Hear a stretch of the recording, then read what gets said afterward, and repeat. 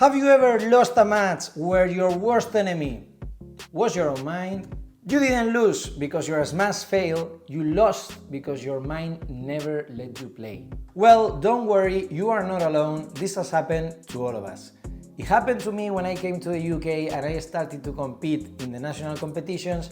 I had been playing Padel for a while, but I had never jumped on court to play or to try to play at my maximum level. This hit me hard during a period where I was training really well and I was preparing for the competitions, but the really important day I was doing extremely bad, and that's a terrible feeling because you know that you could have played much better, but you just didn't perform. And as you already know, this is one of the most frustrating feelings in Padel, not being able to play at your best. It was at this point when I decided that it was probably a good idea to start doing some research in the mental aspect of the game. As you know, this is one of the 4 pillars that you need to become a good Padel player. Let me know in the comments if you know what the other 3 pillars are. While I was doing my research, I saw that everybody was referring to the same book, even Bill Gates, and this book is The Inner Game of Tennis. So in today's video, I'm gonna be talking you through this book. I'm gonna be saying the things that I like and that it completely changed my mind approaching the game of Padel, but also I'm gonna be mentioning the things that I don't fully agree based on the research that I've been doing, and I'm also gonna be answering a really important question. Does this really apply to Padel? We will see in today's video. Okay, so now we're gonna start with the main idea of this book, which is that whenever we are playing Padel or any other sports, there are 2 selves. We have self number 1, which is the conscious mind, okay? You probably know this because whenever you hit, you are thinking, oh my God, how can I be so bad? That forehand was terrible, I'm not hitting well the smash today, all these things, okay? And self 2, which is the body, okay? The one actually doing the action. So, in order to play well, the author says that you have to try to keep self 1 really quiet and just trust self number 2, which is the one that actually knows how to play. You are probably really familiar with this type of situation because it happens quite a lot.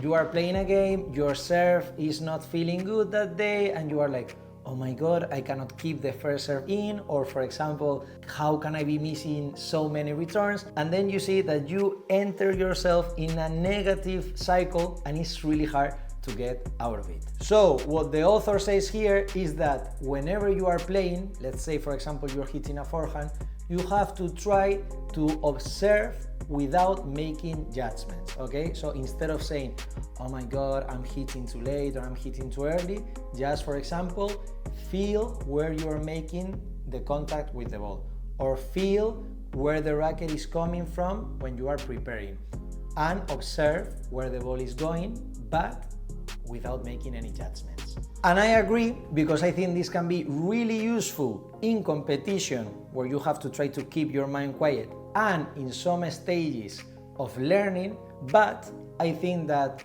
for example, in early stages of the learning process, for example, when you are trying to learn a shot, you need that judgment. You need to know where the error is coming from, okay? And you will see that in professional Padel training where they are making a technique adjustment, and that feedback is really needed. So I do agree that is a good approach, but not in all the situations.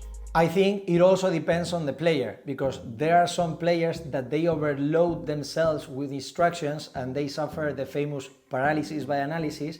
So in those occasions, you probably want to reduce the noise of that player and keep things simple. So all the suggestions that the author says, I think they can be really useful, but we also have the other type of players where they are just hitting, having fun, and they are never aware of what they're doing wrong or what it needs to be changed. In my case, I have to say that this advice helped me a lot, because as a coach, one of my biggest mistakes is that I'm constantly analyzing. I'm constantly analyzing myself when I'm playing, and I'm even constantly analyzing my partner. And this is bad, because your focus shouldn't be in yourself or your partner. It can be a good weapon that you analyze your opponents, but you have to try to play a bit more freely. So this is something that definitely has helped me. Another really interesting concept of this book is what the author calls relax, focus. And I think this is super powerful because it's so true. Whenever you are playing Padel, you need to be relaxed and you need to be loose to perform given shots. If you get too tense, it's really hard to play those shots. But at the same time, you need to be really sharp, you need to be reading the game, what the opponents are doing, what your partner is doing, and there are so many inputs that they are really hard to control if you are too relaxed. So finding the right balance of being focused while relaxed is extremely hard.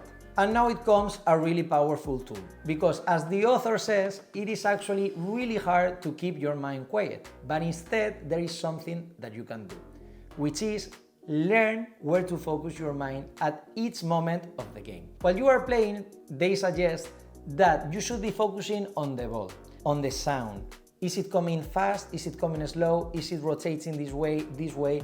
Just observe the ball. What is the ball doing? But now it comes the big question. What do you do while you are not playing, while you are waiting for the next point? And you have probably seen so many professional players that they have their routines before waiting for the next ball. So the author suggests to focus on breathing, but if you are working with a psychologist or you have your own routine that works while you're waiting for the next point, it can also work pretty well.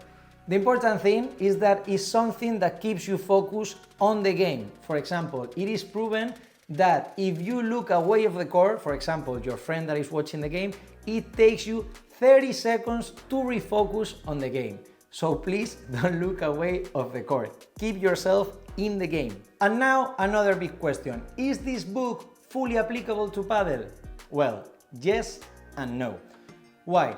Because although it works really well on the part of self-management and how to deal with yourself and your focus, we have to understand that Padel is a bit more complex than that, because you also have to deal with your partner and with two opponents, not just one. So I think it's a bit more complex. And now is when I get all the tennis players in the comments, you don't have any idea, tennis is much harder. I agree, tennis is mentally super hard because there is so much importance in just one shot, which is the serve. So I don't know how I will deal with all that pressure when I'm about to perform the serve. So yeah, I think they are different sports, but in my opinion, I think it's a bit harder to deal with all the degrees of freedom that Padel has. Sorry. I'm currently building a course to improve your mental game in Padel, because as you can see, it is an extremely important topic and it is super deep. So if you want to benefit from all the research that I've been doing this month so that you can perform at your best in your competitions and in your games with friends, please drop a comment and check the details in the description down below. In this way, you'll be the first one to know whenever the course is ready. And as you can see, most of the times the real enemy is not across the net, it's actually on your own side. So remember, don't blame yourself too hard and enjoy Padel a bit more, which is the most important part. Thank you for watching and I'll see you in the next one. ¡Vamos!